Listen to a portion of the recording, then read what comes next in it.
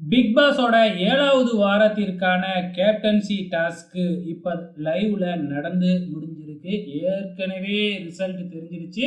FJ அவர்கள் தான் captain ஆயிருக்கிறாரு அப்படின்னு சொல்லிட்டு இந்த டாஸ்க்கு எப்படி நடந்துச்சு அப்படிங்கிறத பார்க்கலாம். ஸோ இது வந்து ஒரு வால் டாஸ்க் தான், அதாவது ஒரு சுவர் டாஸ்க்கு அப்படின்னு கூட சொல்லலாம். அதில் வந்து நிறையா கம்பியை பதிச்சிருப்பாங்க, சொருவி வச்சுருப்பாங்க. அந்த கம்பியில் தான் கையாலையும் காலால் நின்றுக்கிட்டு பிடிச்சிக்கணும். ஸோ ஒவ்வொரு கம்பியாக ஒவ்வொரு ஹவுஸ்மேட்டும் வந்து பார்த்திங்கன்னா, நான் இவங்களோட கம்பியை பிடுங்குறேன் இந்த காரணத்துக்காக அப்படின்னு சொல்லிட்டு வந்து பார்த்திங்கன்னா பிடுங்கலாம். ஸோ ஒவ்வொருத்தவங்களும் வந்து ஒரு ரவுண்டு முடிச்சதுக்கப்புறம் மறுபடியும் இன்னொரு ரவுண்டு ஆரம்பிக்கிறாங்க. ஏன்னா எல்லாருமே சேர்ந்து ஆளுக்கு ஒவ்வொரு கம்பி பிடுங்கிட்டாங்க. அப்பயும் 4 பேருமே வந்து பார்த்திங்கன்னா வேற ஒரு கம்பியை பிடிச்சிக்கிட்டு எப்படியோ பேலன்ஸ் பண்ணி நிற்கிறதுனால மறுபடியும் ரவுண்டு இதே மாதிரி கிட்டத்தட்ட ஒரு 4 ரவுண்டு போயிடுச்சுங்க.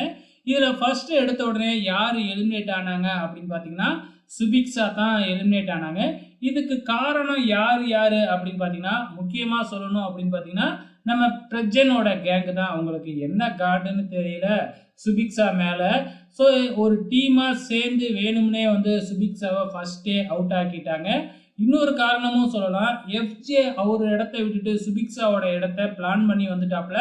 ஸோ அதுக்கப்புறம் வந்து பார்த்தீங்கன்னா எஃப்ஜேவை கூப்பிடுங்கனாலும் அது சுபிக்ஷாவோட கம்பியை பிடுங்குற மாதிரி ஆயிடுச்சு. அதனால் வந்து பார்த்தீங்கன்னா சுபிக்ஷா சீக்கிரமாகவே அவுட் ஆகிட்டாங்க. நினச்சிருந்தா சுபிக்ஷா எஃப்ஜேவை கீழே தள்ளி விட்டுருக்கலாம். ஆனால் அந்த பிளானை யாருமே யூஸ் பண்ணலை அப்படிங்கிறது தான் தெரியல.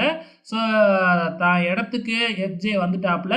ஸோ உன் இடத்துக்கு போ அப்படின்னு சொல்லியிருந்தா சுபிக்ஷாவுக்கு இன்னும் 2-3 கம்பி கூட மிச்சமாயிருக்கும். ஆனால் இதை யாருமே கவனிக்கவே இல்லை. கடைசியாக வந்து பார்த்தீங்கன்னா இப்போ மறுபடியும் ரவுண்ட் போய்கிட்டு இருந்துச்சியா, இதில் வந்து 2வதாக சபரியை எலிமினேட் பண்ணிட்டாங்க. சபரி மேலேயும் வந்து பார்த்தீங்கன்னா அந்த கேங்கு வன்மத்தை கக்க ஆரம்பிச்சிடுச்சு. ஸோ அதனால் வந்து பார்த்தீங்கன்னா சபரியையும் எலிமினேட் பண்ணிட்டாங்க. கடைசியாக எஃப்ஜேவா கானா வினோதா அப்படின்னு போய்கிட்டு இருந்துச்சு. ஸோ இதில் கடைசியாக எல்லாருமே வந்து கானா வினோத்தை டார்கெட் பண்ணதுனால எஃப்ஜே இந்த கேமில் வின் பண்ணிட்டாப்ல. ஓகே ஃப்ரெண்ட்ஸ், டாஸ்க்கை லைவில் பார்த்தீங்களா? உங்களோட கமெண்ட்ஸை மறக்காமல் இந்த வீடியோ கீழே கமெண்ட் பண்ணுங்கள்.